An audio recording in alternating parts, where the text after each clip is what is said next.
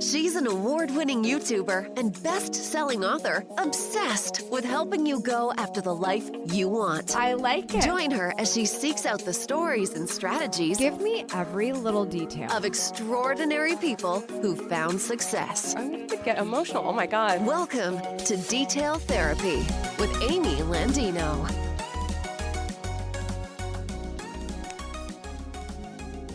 If you're the kind of person who can sit around and make videos that get 3 views and you can do that for years, that's awesome. Like you're obviously getting something, super fulfilling out of that.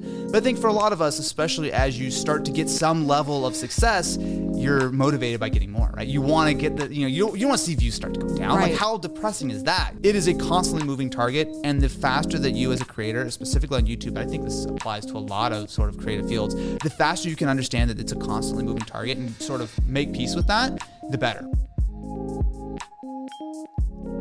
Good morning, good life. Welcome back to Detailed Therapy Season 3. We are back, you guys, so excited. You just heard a little bit of my conversation with YouTube tech sensation Austin Evans. In this episode, we're going to be talking about what it takes to have a YouTube channel that goes from a one-man show to a successful media company supported by a team, how to tweak YouTube videos so that after you've published them, they can get a little bit more traction, and how to survive burnout as a content creator so you can continue to share your message with the world. We have quite a bit to get into today, but for those of you who are new to the show, my name is Amy Landino, and I will be your host. I'm a YouTube creator, podcaster, business coach, public speaker, and best-selling author. I'm also a Beagle mom and the sloppiest popcorn eater you've ever seen. I'm here to help you go after the life that you want. You can find out more details about me by visiting youtube.com/AMYTV. Oh my goodness, it feels so good to speak with you today. I am sitting here. I just reviewed the show that you're going to hear with Austin. It's so much fun. If you've ever heard me interview Austin before, which I have many times, we've been old YouTube friends for years and years, darling. And we just fire at all cylinders. So if you are only tiny, remotely interested in the business of YouTube, then this is going to be just crazy for you. But if you are very much into it, very interested, there's going to be a lot happening, a lot to absorb. So I think you're really going to enjoy it. This was one interview of many that I did while I was traveling in the last month. I visited Vegas and LA, and I have to tell you, I have quite a few amazing interviews lined up for season 3, mostly from just this trip. It feels so good to just time batch the crap out of some podcasting. And that is exactly what we did. And so, but let me say that this was also right before I sat down to write my second book. And that book is called Good Morning, Good Life, if that is surprising. It shouldn't be if you've been here for a minute. And I'm so excited to say that manuscript is done and we are on schedule.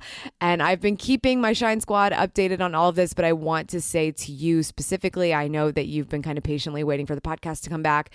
Thank you for giving me that time and that space to get the book written and for me to make sure I bring this podcast with the fire it deserves and not with me multitasking a million things.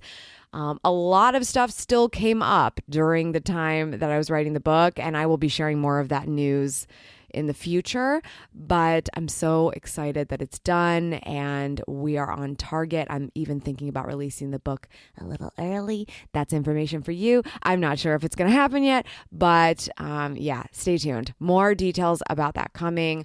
I cannot wait to share my little guide on going after the life that you want by having killer mornings on your side. So that's where I've been. That's what I've been up to. And coming off a holiday weekend, I wanted to make sure you had something for your earbuds this morning. And no matter when you're listening to this, thank you for taking the time. I think you're really going to enjoy it. So with that, let's get into my chat with my next guest. Austin Evans is the owner of Overclock Media and the face of a massively successful tech review self-named YouTube channel, focusing on the best of technology from gaming PCs to smartphones and everything in between. Austin helps his audience figure out if that new gadget is worth it, and they love it, contributing to his channel of nearly 4 million subscribers and 750 million views. He's an old YouTube friend of mine. I remember us meeting the first time we went to a conference sponsored, and we were hanging out in the exhibit hall together, getting to know each other. And since, I've just been so pleased to be a part of his life and see his journey, and he's been a big part of mine. And now we watched him get married this year, and it's so exciting. And so it brings me a lot of joy that this is the kickoff for season 3. So Austin, let's get into it. Austin Evans, welcome to the show. Well, thank you for having me. Why do you do what you do? Why do I do what I do? That's a big, deep question to start. You're welcome. Because it's what I enjoy. If I'm going to be completely honest, it's what I enjoy. I mean, like, I've been doing this for a while. I mean, we've known each other forever, right? You've just kind of seen a lot of the evolution. But I never really had an adult life before YouTube. Like, really. I mean, like, legitimately, I was 16 when I started doing YouTube, right? So, like, for me, it's so wrapped up in my identity and sort of what I've kind of learned that it's hard to imagine doing anything else. It's something that gives me a lot of joy. I know this about you. I mean, we've known each other a long time. I've had you on probably 70 different versions of podcasts that I've done in my career. So this is just another one where it's just like, and that was actually something I was going to bring up, was you have something a lot of people point out about me as well. And sometimes I'm like, I don't know if that's exciting or if it's like some other weird compliment where there could have been a better one, but like staying power and persistence. Like, you've been doing this for so long, and I think this is an industry that we're starting to see is more appealing to the young folk or anybody. And it's like this new idea of a potential job we can have. You are actually kind of living that life where you came out of living at home with mom and dad and were doing YouTube then and kept doing YouTube, and just, it's been always a thing. Have you ever considered what it would be like to have a real job? As they would call it, a real job. I've been afraid of that. I mean, that was especially in the early days when everything was way more. I mean, like, I don't know if you remember, but like in those early days, there was like things where like if someone clicked on your ads too often, you get flagged by AdSense and they would just be gone. And you just the end. Like, I mean, it was so scary. We went through a period there, yeah. Yeah. I mean, there was like, especially in those first few years, everything was so tenuous. It was so brand new. Nowadays, not so much. No, I've never seriously considered it. And I think a lot of that is, I feel like the second I start thinking about my exit strategy and like, oh, it's you know, when everything fails is when I'm going to start taking my eyes off the prize, if you want to use this stupid metaphor. But like, no, I've never really seriously considered it. I know that there will definitely be a day where I'll be an old man. I'm like, I don't want to do YouTube videos all the time. I want to go out and fish by the water. Like, I'm sure that's going to happen, but no, in the entire time I've been doing it, I've never seriously considered doing anything besides YouTube. It's been something that it's kind of been in the back of my head. I kind of have vague ideas for if this all disappeared tomorrow, what I would do. Probably take a little vacation. Yeah, would probably be what I would actually do. Yeah. Be sad for a little while or a long while. But no, not really. I mean, it's just, for me, it's just kind of, like I was saying earlier, I can't imagine a world without all this stuff, which is maybe not a good thing. I don't know. Yeah, I mean, I think on the one side, it's like, you're building so many skills that it's like you kind of have to have faith in the fact that the world is different now because of the type of media that you do. So how can that be applied later? But also, like, maybe not having other things in mind could kind of foul you up at some point and catch you off guard. I think having faith in the process is probably a big part of it. Do you think that's... Yeah, for sure. And I think in the time that I've been doing YouTube, I've had a lot of opportunities, as I'm sure you actually know a lot of them. But like a lot of the stuff that's come up, and I've tried, and you know, you do this, you try this, and some of them have been good. Some of them have been total disasters. Most of them have been total disasters. But to me, it's been pretty obvious to me that my skill set is not infinite, right? And I think a lot of people, specifically people who've spent a lot of time on YouTube, maybe get a little bit of an inflated idea of their actual skill set. Because I mean, when you're doing what we do, you learn some things pretty well, right? Like, you know how to read analytics. You have a good sense of like what kind of content will play for the specific platform. You have a good general idea of like cinematography and editing, and you get some good general senses of things. But then also there's some things that you're completely oblivious to, right? So there was this thing that I did, that was probably 4 or 5 years ago at this point. I was on a commercial shoot. I think you know this one. Maybe. So this was, without naming any names, there was a commercial shoot I was on. And this is little baby Austin, who's like, oh boy, I'm going to go make the best commercial ever. Ho, ho, ho. Like it was one of those things where I was really confident going in and, you know, they gave me the script and I was like, oh, okay, cool. It's like 3 pages. No problem. I show up and like, okay, cool. So we're just going to do like 3 or 4 run throughs and we'll go. I was like, wait, like all at once? Like, yeah. There's like actors there. There's like the full set. I was like, I was memorizing 1 line at a time because that's the way I do my videos. I was completely taken out. It was a disaster, right? I mean, just complete and total disaster. I literally couldn't remember the entire script through. We tried to do it like 2 or 3 times. I kept asking line, and they're like, say the blah, blah, blah is your favorite blah, blah. I was like, they ended up recutting it. It looked terrible. It was a huge embarrassment. But that was something. But at the same time, don't you think that part of that has to be communication on both sides? Like there's an assumption there about the type of professional you are, that you, because you're on camera, you must be like all the other actors we work with who are used to it being an expectation of them that they need to have their lines memorized in full, nonstop. Yes. No, there's definitely failings on both sides. But I guess for me, the only thing that mattered was I walked into a situation with a lot of confidence, with a lot of like, I know what's up. I'm good at this. And I left being like, that was the most embarrassing thing I've done in my entire professional career. Wow. Right. So, but that was a good thing for me in the long term because it was sort of a really big eye opener that like up until that point, I had thought I was doing pretty good. I felt confident. Like a lot of the things I had done what I thought was pretty reasonably well.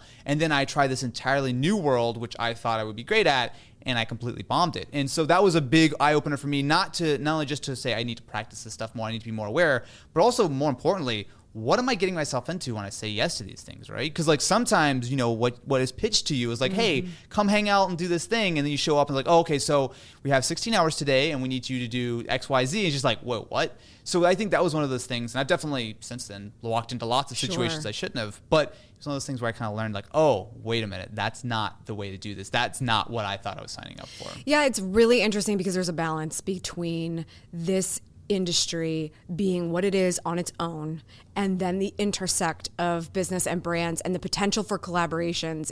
In like collaboration means a lot of things now, so whatever that is. But when you are the business owner and it's your channel and it's your face and you get the final say on the edit and you get to see everything, that is a hugely far cry from what is happening when you walk on set. So that's something where you have to participate in to understand the failure even more, because that's what you really got to do, right? Understand the failure more than anything. Of course. But to even know what to ask for next time. Like, I want to do that again, but next time I really need to know if anything needs to be memorized, start to finish. Of course. I need to know if I'm not going to get a break for 16 hours, blah, blah, blah, blah, blah. Like, it's so different. Do you think that we are finding ourselves in an interesting situation where even if somebody, let's say you only did YouTube for until let's say a couple 100,000 subscribers, it wasn't really going where it needed to go, you needed to start making some life decisions.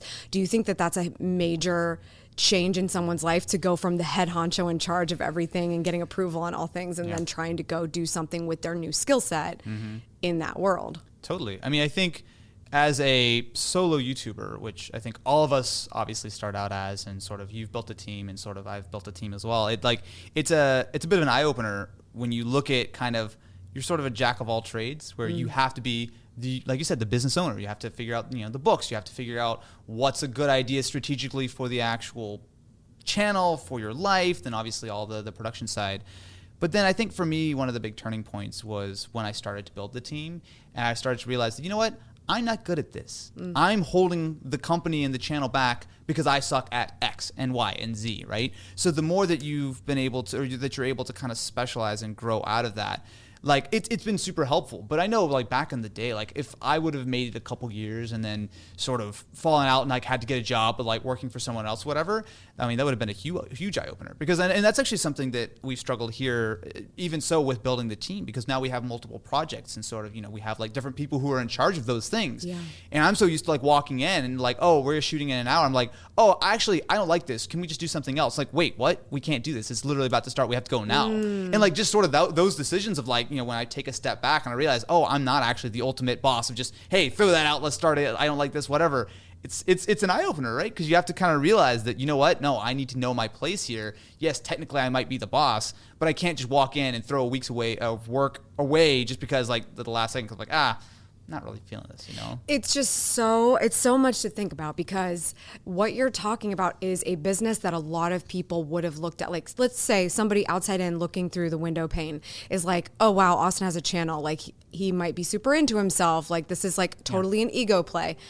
Like a lot of people think creators are. Sure. Anyone who takes a selfie. A lot of them are. But at the same time, you're talking about an infrastructure that you've built into this channel that's not only holding you accountable, but is removing a healthy amount of ego. Like a lot. Because you just kind of have to keep doing the thing that you've always been famous for, being Austin on camera. Yeah. And then the people that you're paying to support you are going to help you put on that show. Yeah, absolutely. I mean, at this point, so we've expanded to the point where I touch the creative. I obviously host most of the stuff, and I sort of give like final notes and do very little on the editing. That's pretty much it. Almost every aspect has been kind of like handed off to someone else. And honestly, everyone who's kind of taken over those roles does it way better than I ever did, right? So for me, that's been helpful because not without having to spend 2 hours a day on this and an hour a day on this and 3 hours a day on this, I've been able to really focus on like, okay, what is the thing that I really am bringing to the table, which generally speaking is hosting, is creative and stuff. And so I can really focus on that. I can spend, literally all day long shooting a video versus before where I'd have to shoot a video, then stop, spend a day editing, stop, spend a day doing this. So like just being able to break that stuff up has been helpful. But it's weird to think about just like how far like we've all come and how different things are just in the last like few years. It's so different. I remember sitting down with you, and I don't remember where we were, but I think we were at dinner with Marquez even too. Marquez has been on the show as well. But just hearing you start to have new ideas about what YouTube was to you and it being more of a business for you and thinking about all the opportunities for you to scale your time. You've done more than just kind of build a team. Like I just saw your team. There's a lot of guys crammed up there with their huge monitors doing a lot of work. Maybe. How many guys do you have on your team? What are they doing? Sure. So including myself, there are 6 people right now. So essentially we have 2 editors. We have a producer who mostly runs our second channel, This Is. And then we have a production/colorist who builds the sets and keeps everything up to date and not on a giant pile of fiery death or whatever. And then there's Ken, who handles a lot. He shoots most of the videos, but he also has a very large role in the actual production side. So he's always the one who's kind of like signing off on a lot of the ideas. He's also the one who does a lot of the work on the sponsorship side and kind of managing that aspect and just generally making sure that I am where I need to be and what I need to be doing at the time. Ken's been around the longest of everyone, right? How long has he been with you? Ken's been around for, it's been 3 years, 3.5 years. Yeah. It's been a while. Yeah. That was a huge shift. Let me ask you about that shift, because I'm curious about it. When 3 years ago, which is really like that point in time where you're like, we got to get our game faces on here. This is a business. This is what I've been doing has been great, but I'm not great at everything. What were those things that were hitting you at the time that you were like, I'm not the best at this? Oh man. Well, the trains were really one of the things that hit me hard. I don't care about the trains. I have audio problems all the time. If you can hear trains, you're like, Austin's Austin's like, I would not be filming at this point. We would take a break. But we're not mentally, I hear the train in the distance. I'm like, shut up. All right, let's go again. We're not going to take a break. What were the first things?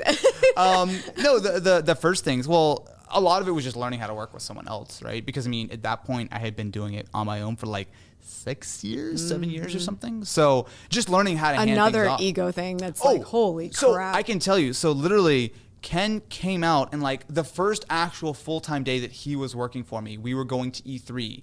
And that was a day that a new Xbox was being announced. So he was like supposed to come to the office and grab the gear. We were going to meet at the convention center. He forgot like 2 things. He forgot like the microphone cable and he forgot like the lens adapter. So like we had like very limited gear. And I was like, immediately was tilted like, oh, this new guy, like, this.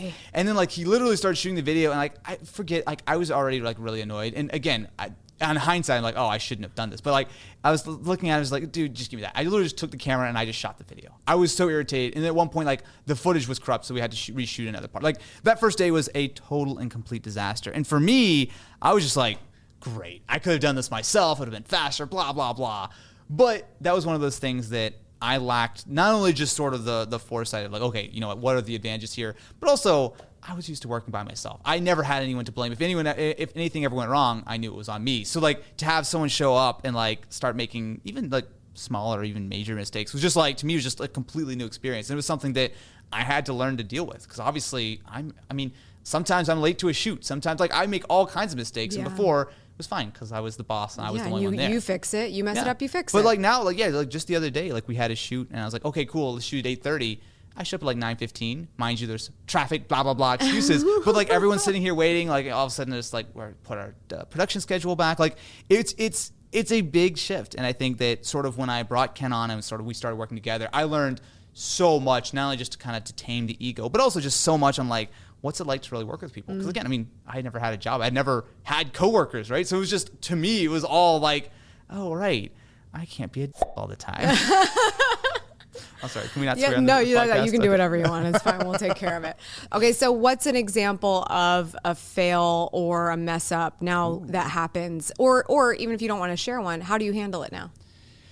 Oh, so like, generally speaking, it's fairly smooth these days. I mean, we certainly have issues. We certainly have, I mean, you are dealing with tech. Yeah. I mean, yeah, like tech problems we have like every video almost. There's got to be something. Yeah. A lot of the stuff we have comes down to like sponsorships. Obviously, when you're working with a brand, it just gets more complicated. There's layers of approvals. A lot of times you're like waiting for a specific thing or specific thing you're supposed to say. Like there's a lot of complication there. But honestly, things are actually reasonably smooth, which I want to knock on wood really quick. We've gotten things in a pretty good space. Everyone's been on over the last 3 years. We actually have had everyone who's here has been on for over a year now. So we kind of like sort of expanded pretty quickly and kind of slowed down a little bit. But everyone's gotten plenty of time to get super trained up. And everyone, like, the good thing is every single person I feel super confident and I can trust that, hey, can you do this thing? Can you take care of this? Like it's a pretty well-oiled machine at this point, which to me feels great because for a while there it wasn't. For a while there it was super stressful. You got to grow into it, right? And how do you guys connect? Like, do you have like regular staff meetings or like how do you manage the work? So we have Monday meetings. So every Monday morning we all come in. We have a TV upstairs where we're all like, I'll usually do some kind of presentation on like, at month end. I'll be like, okay, cool. Here's how the videos went. Here's how this experiment went. We'll go over analytics and then we'll just kind of go over like, hey, so especially at this point, we have so many different videos that are in production at any given time that it's just like, hey, where's this video? What do we need to shoot here? What's the schedule for the week? Like sort of just going over everything. And then we'll have a pitch meeting where we'll basically come up with new ideas and then kind of everyone will throw stuff in. But that's probably one of the main areas for me that I still kind of run point on is the actual creative. Like the ideas for the videos mostly come from me. There's definitely some videos that kind of are I just show up on set and like, okay, cool, it's all set. Like, here's what's going on. But that's definitely kind of still the main area, which I've kind of given up like, oh, you do this. But like the videos themselves, I'm like, no, I got the ideas. I got the research. I got this. Who tends to be the expert on analytics? Do you feel like you're looking at that the most? Okay. So I don't know if I should admit this, but I'm going to anyway. Every day I have actually I'll show it to you later. I have a large for Austin spreadsheet that I keep up to date every morning with our latest click-through numbers, our analytics for all of our most recent videos, specifically the ones that are trending up or down. I watch that, like literally I get to my desk, plug my laptop in, and I start updating the spreadsheet with what's going on like, over the last 24 hours. We're talking about an Excel spreadsheet of some kind, Google Sheets or something? Google Sheets. I've got, basically I go on one monitor, I have my, my YouTube studio up. I'm pulling all the data and I'm like dropping it right into that sheet. And it's like, oh, this video got so many views, or oh, the click-through is up. Because a lot of it that we've been doing lately is not just posting a video and letting it sit there, but we're like actively making changes. We'll make changes to title, we'll make changes to thumbnail, we'll make changes to the After it's live? Absolutely. How soon do you decide to do that? When do you know that something needs a little bit of tweaking? Immediately. And I think that is something to be said when you have a really good sized audience. You can start testing them right away. You can do it with, I think, even a much smaller audience. Really? So my main philosophy here is, and honestly, this is something that we can still do much better with, right? But my main idea here is that any video should launch with multiple title and thumbnail options before it even goes live. In a lot of cases, our idea is like we pitch titles, and sometimes we even kind of get into thumbnail ideas before we even start working on the video. Like we will kind of build it around that, because the way I look at video is it's almost like 50-50, right? 50% of the actual video is the title and the thumbnail to sort of get people in, and the other half is the content, right? And if you have one of those without the other, it's a complete disaster, right? Like you cannot make an amazing 15-minute masterpiece and have some weak title and get, no views essentially compared to something. Like it's just such a huge imbalance. So that's essentially the way that we look at it, is if we have a video which is performing well and we have, solid numbers on, but we don't have the click-through, we don't have the actual kind of the that sort of hook with the audience, changing titles, changing thumbnails until it actually hits, and we kind of hit that right sweet spot. So you're still potentially adjusting something that seems to be performing at least at the norm or better? So yes, it depends. So what I personally look for is the retention data. Mm-hmm. That's sort of my North Star. If I have a video with solid retention, I know that I did a good job with the content, right? Like if I know that if people sit around for 5, but 6, how long do you need minutes, to wait for that data? So there's actually live retention data. Literally, we got it like 2 days ago, which is very exciting. Newsflash to Amy. Oh, sorry, not retention. Sorry, click-through. I had no idea. Live click-through. Okay. Live click-through. Live click-through. Okay. Yes. Okay. Sorry. Okay. Sorry, click-through. I was like, we did? Retention, that would be great. No, we have live click-through. Retention actually comes through pretty quickly, though. Nowadays, it's like it shows up on the dashboard after like 3 hours or so. Sometimes I'm like, is it even accurate? Because I don't even know what views they're counting. Are they counting It is. the So approval views we did 5 days ago? You know what I mean? No. So if you look at the dashboard and you look at a video, let's say like, this video is 3 of 10 or whatever the case is, like on the actual dashboard. If you hover over it, that's the only way if in the first like 24-ish hours to see your retention. So it'll say like 4 minutes or 5 minutes or 2 minutes or 7 minutes, whatever the case is. And that's, as soon as I get that number, I pretty much immediately know was a video a success or a failure, right? Because with good retention, again, I use that as literally almost a perfect stand-in. That has been your North Star for a long time. Yes. Retention. I use it pretty much as like, if I have good retention, I made a good piece of content. If I have a good piece of content, I can always change my title and thumbnail, right? Like as long, you obviously can't go ridiculous clickbait on it. You don't want to go do something inappropriate, but like basically, if I'm doing a disservice to this good piece of content by not providing a good title and thumbnail, I have made a mistake, right? So that's sort of one of the things I look at. And then on the flip side, sometimes I will look at the actual click-through itself, which is now live, so you can see it, although it is a couple hour delay. But you can, based on looking at analytics enough, you can kind of see just in the real-time views, like, oh, this is getting X number of views an hour, it should be getting Y or whatever the case is. And then that's something that I can kind of tweak. So there's two sort of aspects, but essentially once a video goes live, if there's good retention, people will like it, it's a good video, I can always change titles and thumbnails. Whereas if I post a video which maybe has really good click-through but doesn't have good retention or average or whatever, then I know that there's no point, because it's not a good piece of content. It's not only worth the effort, but even if I do try to get that click-through up and get more people to come through, they're ultimately going to land on a video which is disappointing. Does that make sense? Like that's kind of the way, to me, like the way I look at YouTube in 2019 is very, very simple. It's literally 2 metrics, and it's kind of just maximizing that. Everything else ultimately is kind of meaningless. Do you feel like this click-through thing, I mean, we've not had this for very long, where we've been able to like, it's changed the game? Oh, completely. We literally have changed our entire formats based on... Because like, how else were you deciding these things, changing title, changing thumbnail, before we had the opportunity to measure that? Looking at the views and being like, oh, that seems like it's underperforming. Right. It was and it's so arbitrary. Yeah. Which, I mean, to be fair, most of the time, without looking at those numbers, if you just look at the views, you go, oh, you know what, that should be performing better. You can kind of take a guess, but that's where the spreadsheet comes in, because I can see really easily, like, okay, cool, at this time, this video should be doing X and it's not, or whatever. It's very, very clear. Whereas before, it's kind of like, that feels a little low. Now I'm like, oh, this is 43% under the average. I need to change something with this. So if anyone's not following along, that's totally we're understandable. Way into Nerdtown right now. I love it. This is why I love sitting down with Austin, because we also haven't caught up in a little while. So I kind of just get to go, wow, what are you thinking? And what are you doing? But I think the big thing here is, as a YouTuber, the amount of time you are analyzing and spending time in your data. How much would you estimate hours per week you're doing that? Depends. Probably somewhere around the neighborhood of 30 minutes to an hour a day. And some days are certainly bigger, like when we have bigger launches, or we have the benefit of being in the same sort of office complex as a bunch of other YouTubers, and we all nonstop share data. So usually multiple times per week, I'll walk over my laptop and go, hey, look at this. I can't believe this happened. Or they'll come over and go, hey, we just had 25% click-through on videos. Like, what? Like that kind of stuff. Yeah. So it's a good chunk. And honestly, for me, it's a very, very valuable use of my time, because if we're making videos that are not performing well, I mean, it's literally, I would rather not post a video than post a mediocre video, right? Like, to me, the calculus on that is very simple. Wow. So if I can spend an extra hour, 2 hours or 5 hours per video, just trying to optimize the content, optimize the click-through, and try to make it a better package, it's totally worth it, 100% worth it. So how much time are you spending on the average video? So we actually have, so based on a lot of these numbers, we've actually changed the way that we create content. So back in, I mean, I will even say like a year ago, if we were going to say do a laptop video, I would order the laptop on Amazon. I was like, oh, look, that one looks cool. It's got some new feature, whatever the case is. Order it, hits the desk. I'll spend, maybe I'll do, 20, 30 minute unboxing, or at least in, real time kind of unboxing it and taking a look at it. We'll cut, come back a couple days later after I've spent some time with it and kind of give my thoughts, right? 5-minute video, pretty easy to produce. I mean, in real time, it's like maybe 3 hours of shooting time and a day or two to edit, right?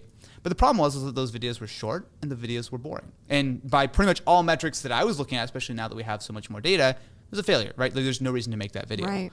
Nowadays, what we do is we try to think of it, not only we try to think of bigger, grander topics, which obviously is helpful, but we'll also be very open to changing the video in production. So there have been multiple videos that we have shot and edited, and some of them have even been uploaded, but before they actually go live, we're like, you know what? No, I don't think so. And we will reshoot huge segments of them. Wow. Huge segments. So there's multiple videos that we've been essentially like done with, right? And then like sometimes, usually it's in the edit. We haven't uploaded a lot of them. Although there've been a few videos that are literally still unlisted on the video right now, which are like beta versions of the final. But essentially just going back through and going, oh, you know what? This is a 6-minute video, but this last 2 minutes doesn't work. Let's cut it out and let's just reshoot a new ending, right? And there have been a couple of videos which it is super, super clear based on the data. It's completely blown them up. It was from an average performer to something which has performed super well. And for us, it's a big part of that is opening up more flexibility in the schedule. I think YouTube, as of right now, is actually not super dependent on posting Monday, Wednesday, Friday, or anything like that. I think it's much more so posting content which can be applicable to a very broad audience with those really good metrics of click-through as well as retention. And for us, having the flexibility of like almost every video is split across multiple days now. Like almost every video is like, here's we'll shoot, an hour or two here, then, next I'll move on to another video. Like most days I work on 2 or 3 or 4 videos at that day as I shoot one chunk or another chunk or another chunk. And it all kind of gets put together until the video hits a point where I'm like, okay, I'm happy with this. Yeah. Just that's an enormous process. I mean, like, lot. And there's a lot of organization. Just just thinking about, you get to the point where you upload the video, and when you're uploading the video, it doesn't matter how fast your internet is. You just want it to be ready. And then there's something about this moment where you're watching it for the first time, the way you made it in YouTube, and you're like, I don't think it's ready. There's it's like I just watched it and it was fine, and now I'm watching it again and it's not fine. So I can kind of connect with that, and you're obviously using a lot of data to go into that decision as well. But we also do we do screenings. So we actually have a TV which is dedicated. You saw it upstairs. Yeah. And essentially every video before it goes live, we all sit around. Usually we'll have other people come in too. Popcorn. So we'll have like a proper viewing party, right? No, I'm not even kidding. Like we'll have like a huge viewing party, and everyone will give notes. Like there's lots of videos that the editor will come up and say, okay, I think we're good. Like, okay, let's watch it. And we'll go, oh, 3 minutes. That kind of hung for too long, or like all this kind of stuff. Like we'll do that really regularly. And like there was a video that actually just got finalized today that we did 3 screenings of, right? And each time it's like, oh, you know what, this needs to be tightened up, whatever the case is. But it's like really trying to kind of get really in depth, because, and I think this is more of a personal thing, but like for me, there was a little while there where I was kind of a little apathetic to the whole content thing. I was just kind of like, I felt like I was going through the motions. And for me, it was burnout, right? Like in hindsight, it was absolutely burnout. I had been making videos for like 10 years at the point. I was just like, whatever, I'm just going to do this video, laptop video. But I feel like now that I've got all this data, and now that it used to feel so random when a video would do well or not do well, right? And sometimes I would be like, oh, I spent all this time on this video and it didn't do anything. But now I have what I feel like is the best set of tools YouTube has ever given us to understand, oh, this didn't do well because I didn't do this, or I failed here, or I lost people 3 minutes in, it's or whatever satisfying. the case is. It, to me, since we've gotten these analytics, I have seen exactly 0 videos that I was super excited about do poorly, which to me is crazy. It feels like it's so straightforward now. But there's definitely a time where I was like, I wasn't over it, but I wasn't excited. I wasn't passionate. I just kind of was going through the motions. But nowadays, we put so much more care and love and attention into each video. It's just like, oh, you know what? This thing is great. Like this, if it's not ready, we're not posting it. I don't care, right? There's lots of stuff that like normally we would have just posted it. Yeah. But now it's like, oh, we're going to shoot 5 more minutes and we're going to reshoot an entire middle segment and all this kind of stuff. So the caring about the content was something that suffered for a little while and now feels way, way better. Do you think that when you were suffering yourself with the content that it was a little bit of burnout? Do you think it was because of formulas getting tired? Like, you know, you kind of sit down and you know how you're going to do a certain type of video, especially when you've been doing this for a long time. You're not really starting with a blank slate. You're like, this is what we always do, this. Do you think that had any part to it, or is that just something I made up in my head? Oh, no, you're totally right. No, a big part of it. Well, so there are a few things. It was just kind of a stressful point in my life. If I'm going to be completely honest with you. And then it was one of those things where views were kind of whatever. Like they were kind of flat, trending a little bit down. Yeah. Nothing really seemed to be working all that well. Like everything was fine. Yeah. There's no fires or anything, but everything was okay. There's no real reason to me to really try to innovate that much. Like, yeah, we would work on like a big video here or there, but it wasn't like it's nothing like the format that we have now where everyone's invested. Like at least 1, 2, 3 people are invested in every piece of content because like multiple people are hosting. People do like a segment. People like 2 or 3 people will touch the edit. Like there's so much more involvement by everyone, and especially with myself in each video. That I think that there's that emotional sort of connection of like, oh, you know what, this is probably fine. We can ship it. Or we can delay it until next week, and we're gonna make this thing way better. But yeah, I don't know. It was a big eye opener for me, and to not only just it feels good on the upside that these videos are doing better, and we've got things figured out. But on the other side, it's just like it's more fun. It's more exciting. Like I actually care, and I think that really shows in the content. It definitely shows in the results that we've gotten out of the content. And I think that this is something I see a lot, and I also have to recognize it in myself when it's happening. But when we see those dramatic videos where a couple is breaking up and they're a front-facing couple, or someone's like, I've been on a break, or I'm coming back from a break, just anything like that that seems really like I have to explain why YouTube has changed for me now. Yeah. I do think that has a lot to do with it because we end up being burnt out on something, especially when someone, moved the cheese and it's like, oh, this worked before. Yeah. And now it's like you have to balance how much did I love it before? I did love it before. Now because it's not working, I don't love it as much. Then you have to make the executive decision like, well, what if I just tried making something I'm excited about and see how things change? And then that ended up being the thing the whole time. When you were excited about it, it was working. So in the last 10 years that we've been making videos, right? How many times has YouTube changed dramatically? Right? I can think of 4 major shifts off the top of my head. Yes, they've done so many micro things, but for no reason, there's that frustration season whenever YouTube changes. I think something. We're all motivated by success, right? Sure. If you're the kind of person who can sit around and make videos that get 3 views and you can do that for years, that's awesome.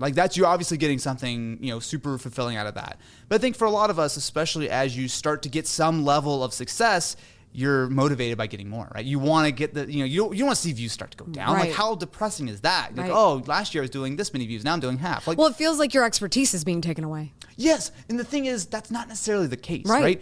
I mean, YouTube is constantly changing. And not only that, I think it's easy to just go, YouTube is this, YouTube is that, but people also change, right? People get tired of it. And I think most people on any kind of older channel, very few people will stick around and watch the same channel for years and years, right? People will get more excited and then they'll watch your channel for 6 months or a year or 2 years and they'll be like, I'm going to start skipping some videos, right? That's super, super common. And I think it's a mistake for creators to think that they are doing one thing well. And even if you perfect that format, right? You cannot keep it. Not only because YouTube might change, maybe your 4-minute videos that were awesome before now have to be 10, 15 just to sort of satisfy the algorithm. But also you have to keep the audience happy. You have to keep yourself happy. I think it is a constantly moving target, and the faster that you as a creator, specifically on YouTube, but I think this applies to a lot of sort of creative fields, the faster you can understand that it's a constantly moving target and sort of make peace with that, the better, right? Because you can completely nail it now, and you cannot go, okay, cool, let's make these videos for another year. No, what's the next thing? You have to be ready for the next thing. What is performing well for other people? What are people getting excited about? What are the next trends? If you take your eyes off the ball, it sucks. And you look at the burnout, and it makes sense, right? Because if you do that all the time, even if you're completely on it, you're just like, oh, yes, I've got it. Oh, next thing. Oh, next thing. You know it can be tiring. Right. But it's just trying to find some balance and just making sure that you understand that it's always changing and you cannot stop iterating. Right. And I think that's a lesson for everyone. It doesn't matter if you're in tech or if you're on YouTube or you're a creator at all. You always have to be ready for the next thing. Look at how many people's lives were displaced or changed or their jobs changed because of the internet age, because of everything that's happened here and how jobs have changed. So I just think that's a great lesson for everyone. Yeah. One thing before we move off the analytics thing, one analytic that you did not talk about was subscribers. How do you decide that content and your subscriber count aren't meshing well? Or is there even a rhyme or reason for how subscribers grow? Can I hit you with a hot take right now? Please. Before we get to that hot take, I have to tell you about Shine Squad, which is the sponsor of this episode. Do you struggle with morning routines? Do you want to improve your life but worry you're not surrounding yourself with the right people? Starting a day on your terms is the ultimate way to build a life that you love. When you meet people who are ambitious and excited and happy about life, instead of finding yourself scrolling a network that is filled with negativity and sadness, you feel different. You've got to make those small and incremental changes so that you can see the massive differences in your mindset, your productivity, your career, and your relationships. And you can do this all in Shine Squad. Shine Squad is my self-improvement sorority that I created a couple of months ago, and it's been going so well. It's been so much fun having everybody chat with each other and all of us lifting each other up in there. We talk about better morning tips, how to build confidence, getting more connected to people who can help you thrive, and so much more. Recently, we also hit a big milestone for the group, and the reward was a brand new short and sweet secret podcast. So if you like an extra 5 to 10 minutes of audio tips to start your day off right every day in the morning, you're absolutely going to love this if you are in Shine Squad. It is special just for those members. I do everything from share motivational advice to my favorite Amazon purchases for productivity, quotes of the day, and even secret podcast sessions with guests of detail therapy. You can actually hear Austin's secret podcast today if you join. So find out your perfect squad level in the official Shine Squad community. You can go over to patreon.com/AMYTV. That's patreon.com/AMYTV. I'll see you in the squad. Now, back to that hot take with Austin. Subscribers don't matter. Ooh, go on. Okay. The way that YouTube is set up today in 2019, I always want to specify that because if you listen to this 6 months from now, it could be very different. The way YouTube works right now is that the algorithm is what will make or break you, right? And how you get a video into the algorithm doesn't actually have a lot to do with if someone is subscribed. It's certainly an indicator. If you subscribe, you're more likely to see that content. But if I watch one of your videos and then I watch one more after that, the algorithm, regardless of whether I've subscribed, is like, oh, look, you're super interested in this topic. And not only will it start hitting me with more of your videos, it'll start hitting me with videos that are like maybe related to your content, maybe people who you've done videos with. Like it'll try to do its best to go, oh, you're interested in this thing, I'm gonna give you more, right? I mean, we've all gone down YouTube rabbit holes, right? I mean, just the other day, I was watching a bunch of motorcycle videos and man, my subscription, or not my subscription, but Your my homepage. related videos all over the place, Yeah. right? You know, and it's just like, I didn't subscribe to any of those people, but you know, all those people I did subscribe to, I don't see any of their videos. I just see motorcycle videos, right? And I think that the more you can kind of understand that that's the way things work, the less that subscriber number matters. It's just like I might want to watch some of your videos every once in a while. It kind of gives the algorithm like, oh, this person, I like their stuff. It does not mean I want to see every one of their videos, which kind of sucks. And I personally do actually use the subscription fee because I'm old and crusty and I want to control the videos I see. Right. But I probably watch 80% of my videos from that homepage. Right. This speaks to me because part of the seasons of my growth in like early 20, what year is it? I don't even know. 2018, I guess, there was an enormous amount of traffic coming to me for a couple of pieces of work that I did. And there was a pivot that happened. So it was very easy to be like, oh, it was the pivot. In some ways it was, but to look at analytics, and at the time we did not have the click-through. We didn't have a lot of stuff right now where YouTube Studio has grown. I'm looking at the data and it says, oh, 95% of your views are coming from the homepage, which basically just means we decided this was good for certain people. Yeah. And we put it on their homepage because of what they were doing. And so I think I just wanted to point that out because that's my experience with that and I can speak to that. But also, this subscribers thing, this leaning on subscribers thing, no one should be doing it, whether you have 10 million or whether you have 2, because what you're basically saying is you're able to relax and be comfortable with this number And you can be mad at YouTube for not getting your videos out to all those people when times do change and people do change. And the thing they care about today is motorcycles, not your thing. So they're not going to put your video up front because you're not trying anymore. YouTube wants people to stay on the site, right? They don't care about you specifically. They care about keeping people on YouTube for 5 minutes, 10, 15, 20, whatever the case is. So I think the subscriber metric is actually sort of, to me, kind of the moment where I was really like, I mean, it always been kind of one of those things where you see some old channel, like, I mean, I think we both have kind of older channels with lots of dead subscribers at this point. But I mean, you look at some subscribers, some channels that have like, 2% of their views come from subscribers, whatever the case is. Like, it's obviously like a very small amount. But the number that really kind of sort of really was the wake up call for me was when they gave you impression data.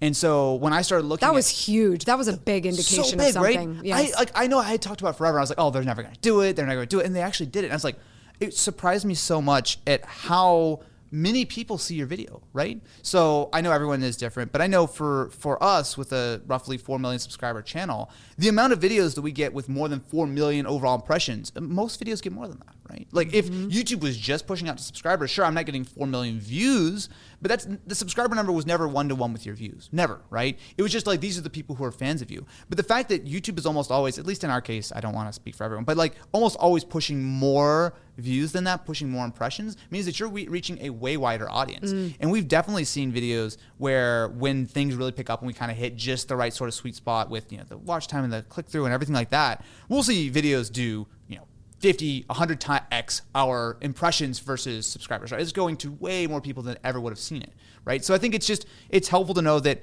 you should tell people to subscribe. It's a good thing for them to subscribe, but it is nowhere near what it used to be. And I think I pointed this out to somebody the other day because somebody in business was kind of talking about how, what YouTubers do with this whole like this and make sure you slam that like button and all this stuff. Like, regardless, yes, engagement does matter. It's going to help, but that's what YouTube is looking for to see. Like, not only can you make good content, can you build rapport? Can you make somebody want to come back? So I think it matters to that point, but is it keeping people on the site? That's a totally different discussion. Completely different. Again, coming in with the hot takes. Like, the last 6 months, I've really opened my eyes to how little almost all the traditional YouTube stuff actually matters. So, again, hot take alert. I want to preface that. I don't think almost anything on YouTube matters besides a couple of key metrics such as click-through and such as retention. We've had videos with very high dislike ratios. We've had videos with very, very, very many comments, very few comments. We've had videos that have gotten us lots of subscribers. We've had videos that have lost us lots of subscribers. None of that really has any direct correlation that I've ever been able to see, right? A video with 20% dislikes has performed better than a video with 1% dislikes. We have videos with lots of comments, few comments. I don't think YouTube actually really cares. and I've actually heard this directly from people at YouTube that they don't really care about the amount of likes or dislikes at all. The number they actually kind of mildly consider is just how many engagements, right? So this, like with comments, right? So I don't know, this has been a thing forever. I don't think they've ever much talked about it, but it's just one of my favorite things. Do you know that the dislike button on comments is a placebo? It is absolutely nothing. Really? They don't care. It doesn't matter. It literally does not matter. And I've said this so many times. I didn't know that, but I've said this so many times about the actual dislike button. It's like, go ahead and hit it. You're only helping me because you're doing something to the video. So if YouTube's counting anything, it's counting an engagement, not a dislike. Look at the most disliked video in the history of YouTube. It's a YouTube created YouTube video. So I mean, I don't want to go. And I can say that because Mark has brought it up on the podcast. So don't worry. It's okay. I just liked it too. No, okay. But I will, to back that up, okay, I feel like to back that up a little bit, there are still metrics that matter. And it's not like, so I look at it from the algorithm and YouTube perspective. If I click on a video that has like 20% dislikes, I'm going to be less likely to trust it. I'm going to be more likely to bounce off it. There's definitely something there, right? But I'm just saying purely from the YouTube algorithm views aspect, I don't think a lot of this stuff matters. And I think that you're honestly wasting your time if you're really dedicating a ton of effort. And honestly, you're wasting a lot of really precious retention if you're spending a huge chunk of your video, or even a decent chunk of your video, saying, hey, make sure to like and subscribe, and blah, blah, blah, blah, blah, blah, blah. It's just not a good use of that time when you could instead be directing people to another video to extend their watch time, to extend the overall session time, right? There's so many other things that you could be doing, I think, that are more productive. Sure, could I get 1% more views if I get a lot more likes? Maybe. Could I get 10% more views if I keep people on watching the next episode of that series? Yeah, I definitely can. Wow. So to me, that's the way I look at things. And this is not the way it's always been, right? And this is one of those things that's really got me fired up this year. This is the here and now. It is very different. And I think these changes have been around for a little while. But with these new analytics and with some of the access, I've been able to like talk with people. And honestly, I've been able to talk to some cool people at YouTube, which I had never gotten to do before. There's been a lot of stuff that my eyes have been very open to. And man, it gets me really excited because you see behind the curtain, I feel like, for the first time. And to me, I'm just like, all right, let's go. All right. Well, I want to ask you about some details about your day. Oh, okay. Let's do it. First off, what time do you typically wake up and what is your morning routine like? So when I'm on point, I'm up at 6 to go to the gym. When I'm not on point, aka when I'm feeling like hitting the snooze button a couple times, I'm usually up at 7 and I don't go to the gym.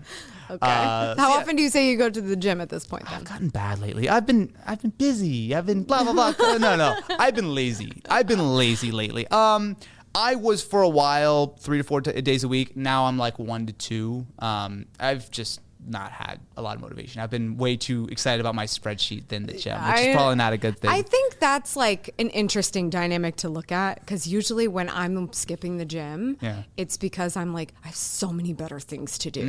There's it's so selfish. many cool It feels things. selfish to go spend time just like you working out versus you could be doing something. All that being said, health is important and all that kind of stuff. But spreadsheets are fun too. But beyond that, I get up, get ready. I'm usually in the office about 8:30 or so, and then from there, it's straight to my. I don't know why my stupid spreadsheet's in here. You're gonna be really disappointed. I'm gonna show you the spreadsheet. You're like, that's what you spend all this time on? I can't wait it's to so see basic. this spreadsheet. I'm like, I'm not good at this. I don't understand. I don't know how to make it pretty, but I know how to load lots of stuff in it. That's fine. How has your morning routine changed now that you're a newlywed? Not that much, honestly. I mean, it helped. We had been living together for a while, so all that kind of stuff was better. I get up earlier now. She has to be to work at like 8, so I used to sleep in. And honestly, we actually used to start our day at 11. That was actually the original when Ken first came on and we first started working out of the office. We would start the day at 11, especially because I used to work somewhere. I used to live somewhere where there's a lot more traffic, so it's much easier to get into work. But honestly, when she kind of started being in my life and gracing me with her wonderful 8 a.m. presence, I was like, all right, time to start getting this day early. Start a little bit early, but yeah. Cool. Awesome. So you have a commute now, right? Yes, I do. Pretty lengthy. It's what do you? about 30 minutes. What do you? In LA time, it's 30 minutes. It is 30 minutes of but 25 to 45 minutes. Okay, I'll be a little more specific. All right, so let's say it's like a longer day. Yeah. What are you usually doing in the car? Are you listening to podcasts, music? Do you just kind of have silence? What kind of podcasts do you listen to? So I listen to a few. So I do listen to music sometimes. It depends. I listen to a few. I listen to a couple of politics podcasts. I like the 538 one. It's just it's interesting.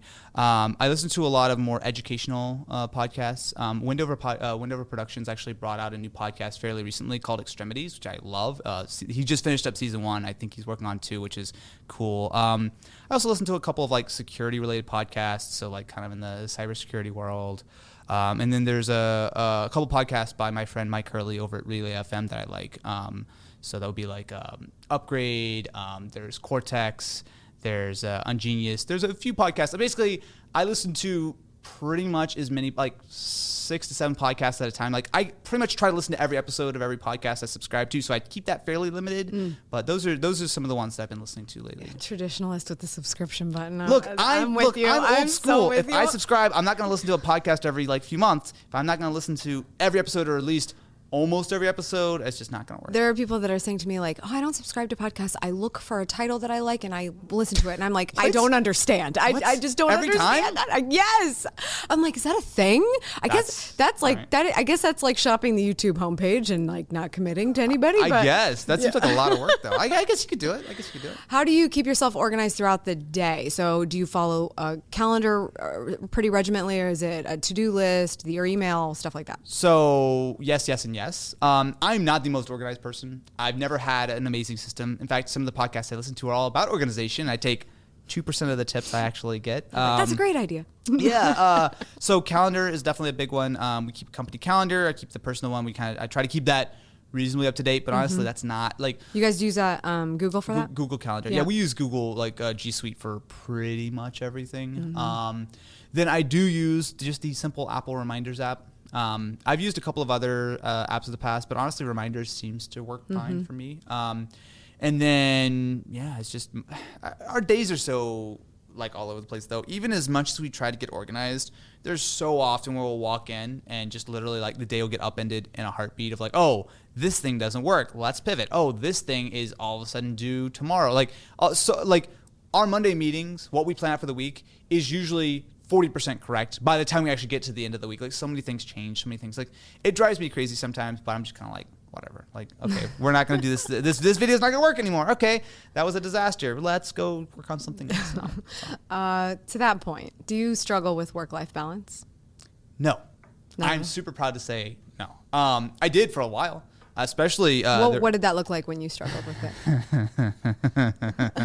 it? So back in the olden days of when I was a fresh 18 and I had just moved out and all that kind of fun stuff, I moved into an apartment where I had my bedroom and I had my studio office. Mm-hmm. And I spent all my time in between those two places. Mm-hmm. I remember there was a great deep dish pizza place down the street. Deep dish pizza is real pizza, by the way. I will fight anyone who tries to argue with me otherwise. Hey, how dare you? But there was this great deep dish pizza place right down the street. And I would legit go out and order like a extra large, bring it back, and not really leave the house until I had finished that pizza a couple days later. Like, I'm not even kidding. Like, I would literally wake up, walk downstairs, take a look at email, start shooting the video, spend all night editing it, go to sleep, do it over again. I mean, that was my life for 2, maybe 3 years. Like, Mm-hmm. I was deep into it. But the thing was, for me at the time, I didn't have a life, so that made it way easier. Because it's just work, no balance. That was my balance. My work and my life was the same thing.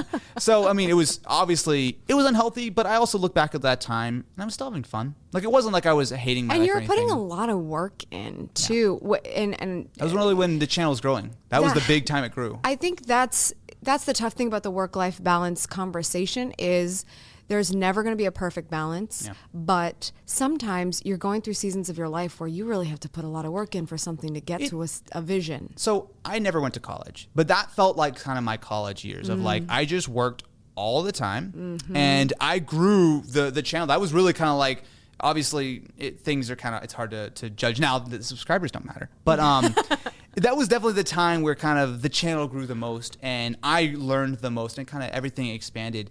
And it just, to me, like I look back on those days really fondly. I remember those days where I would, 1 a.m. be like, oh, I'm still hungry. I go down to Taco Bell and go back to work and edit for 2 or 3 more hours. Like, that was great fun. Like for me, like I felt like I was doing something that really meant a lot to me. It was doing well. Everything was working well in my life.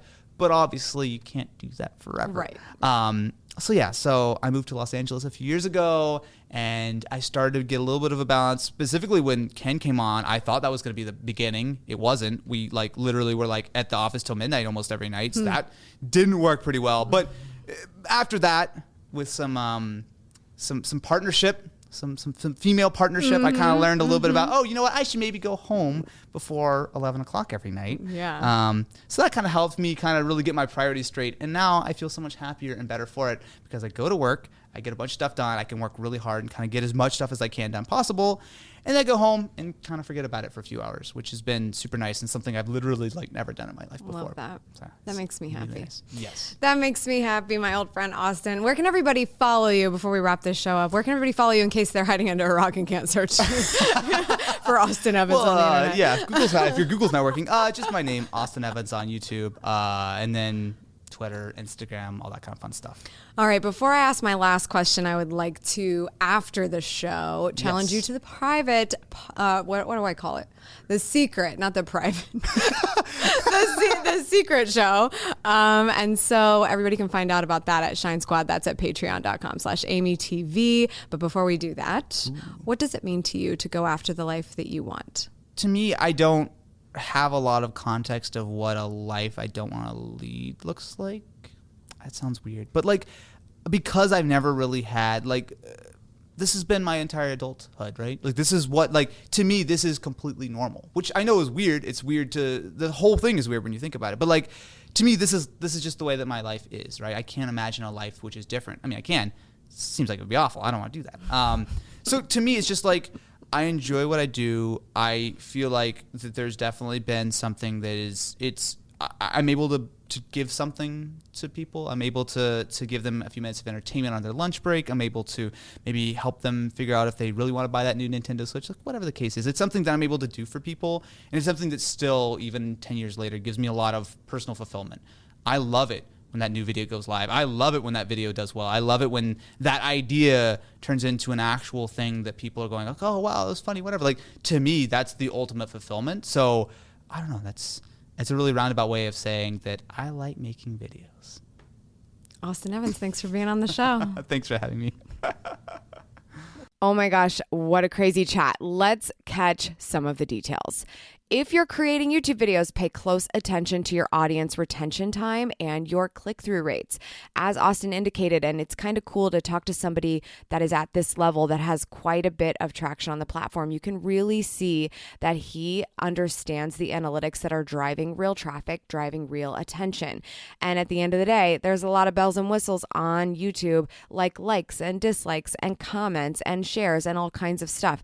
But what does it really come down to? Did someone watch your video or did they not? So those are the two metrics that he's paying the closest attention to and what is helping him understand when he needs to make changes to his content to optimize it for more success. Also, when you're working with a team for the first time, walk into it assuming that failures will happen, and they will happen for all parties. I can speak to this as well. It's a continuing theme of education for all business owners. And it's important to remember that failure is never truly a bad thing because it results in great lessons for those people who are on your team that are truly going to hang with you, that are truly going to make it. Making mistakes happens. You do it, they do it. You can say you could have done it faster, better, stronger than them if you would have trained them properly. Maybe that wouldn't be so true. So be patient with your team and remember that you need to spend the time on them so that they can be a success along with you.